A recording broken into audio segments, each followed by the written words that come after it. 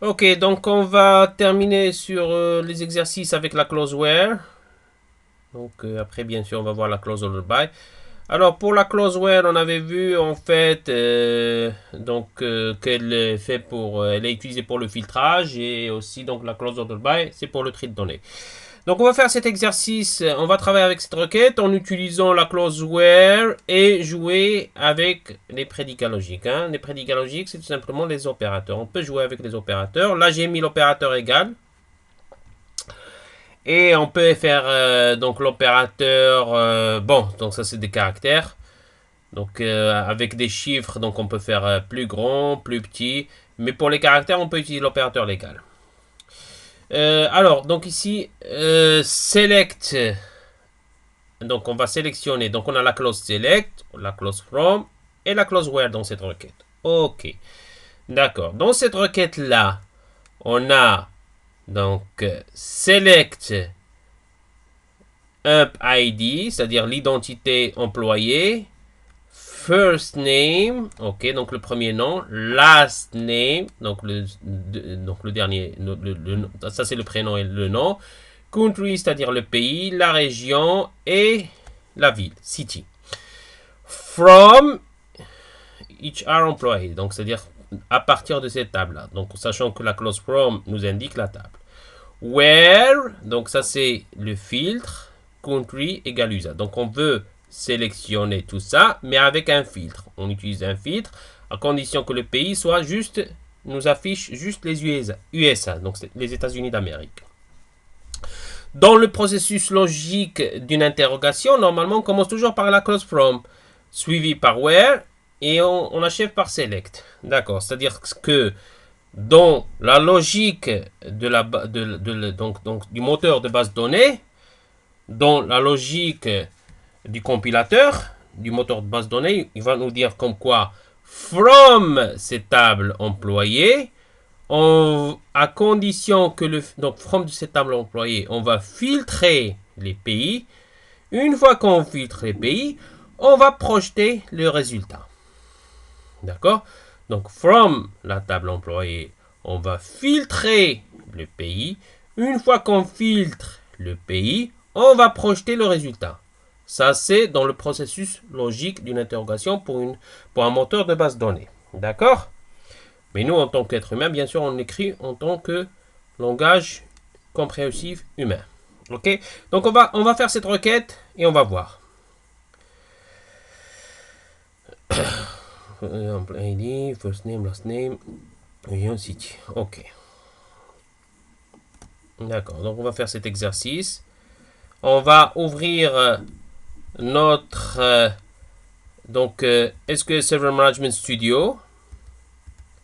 Donc ici, donc on clique dessus, on passe vers SQL Server Management Studio ou ce qu'on appelle SSMS. Donc on se connecte et bien sûr là on a notre petite base de données pour faire les exercices qu'on appelle TSQL 2012 qu'on a téléchargé et installé. On va chercher la table qui s'appelle employé. Voilà, HR employé. Voilà. Cette table qui s'appelle employé, dans les colonnes, on a en fait donc l'identité de l'employé, on a first name, last name, et on a donc région, et on a city, et on a country. D'accord? D'accord. Donc on va faire, bien sûr, nouvelle requête. Bien sûr, on va dire toujours qu'on utilise cette base de données TSQL 2012. Donc use TSQL 2012. Voilà. Donc TSQL 2012. Et après, on va dire select. Donc, on va sélectionner Amp ID. Et on va sélectionner aussi. Qu'est-ce qu'on a sélectionné? Donc, on va sélectionner first name. On va sélectionner last name. On va sélectionner country. Et on va sélectionner région. Donc on va dire région. Attends. On va sélectionner plutôt région. Ouais, on va dire région. Comme ça, c'est mieux. City et country. Voilà. Donc from. Donc on revient ici à la clause from. From each are employés. Voilà. Donc ça nous affiche ça. Donc normalement, si on a juste cette requête là, on l'exécute, ça va nous donner ce résultat là. Donc ce résultat là, avec en fait le country USA, USA, UK, UK, USA, UK et les régions. Donc on a les régions de valeur de région, on a ici c'est WA, ça veut dire Washington, Washington. Il y a des régions qui sont inconnues. Quand il y a des valeurs qui sont inconnues, donc retenez bien cela, quand il y a des valeurs qui sont inconnues, on affiche toujours le résultat null. Donc null, null, null, null, Washington, null. Ok, donc les pays, donc on a Seattle, Seattle qui est dans la région de Washington, le pays USA. Donc ça c'est les villes, city, pardon. London, London, London, Seattle, London, Kirkland. Ok, donc ça, ce sont le filtre. Mais si on fait le filtre, là maintenant, on va utiliser le filtre. Donc where country. Donc where country. Et là, on va utiliser donc les opérateurs, les prédicats logiques. Égal, quand il y a des caractères, parce que ça c'est des caractères, et ça c'est des valeurs numériques. Donc quand il y a des caractères, on fait toujours des petits guillemets. Donc égal USA. Et on ferme le caractère avec toujours le guillemet. Et on fait point virgule pour terminer notre requête. Là, donc, on a fait le filtre where country égale USA. Et on fait exécuter. Et ça nous affiche juste les résultats pour les États-Unis d'Amérique. On peut faire aussi, donc, where ump ID. On peut faire where ump ID, on va dire plus grand que 2. Allez. C'est-à-dire à partir de 3, donc ça doit nous afficher les résultats. Et là, ça nous affiche le résultat à partir de la valeur 3. Where ump ID, donc c'est pareil, where ump ID plus petit que 7, on va dire. Ça va nous afficher juste les 6 premiers résultats normalement.